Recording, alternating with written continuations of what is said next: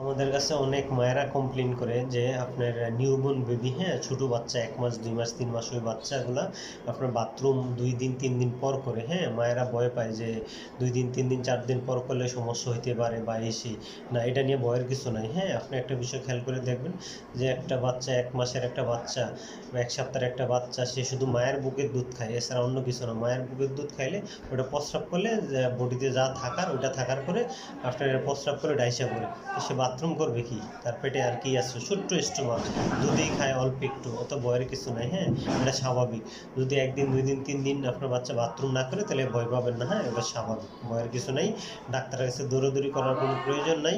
আপনার দেখবেন 3 দিন 4 দিন বাথরুম যদি না করে, হয়তো আপনি একটা ডাক্তারের শরণাপন্ন হইতে পারেন বা দেখে তারপর আপনার ডাক্তারের কাছে নিতে পারেন। হ্যাঁ, ভয় পাবেন না। 1 দিন 2 দিন 3 দিন যদি আপনার বাচ্চা বাথরুম না করে তাহলে ভয় পাবেন না। নিউবর্ন বেবিদেরকে নিয়ে ভয় পাওয়ার কিছু নেই, ভয়ের কিছু নাই। হ্যাঁ, যে যদি বাথরুম না করে, কারণ আপনার বাচ্চা যদি বাথরুমের রাস্তা ভালো থাকে, প্রস্রাবের রাস্তা ভালো থাকে, কোনো ডিফর্মিটি বা কোনো সমস্যা না থাকে, তাহলে ভয় পাবেন না, এটা ঘাবড়ানোর কিছু নাই। হ্যাঁ, তাহলে যদি আপনার বাচ্চা 1 দিন 2 দিন 3 দিন বাথরুম না করে, 4 দিন বাথরুম না করে, ওইটা নিয়ে টেনশনের কিছু নাই, ভয় পাওয়ার কিছু নাই, এটা স্বাভাবিক।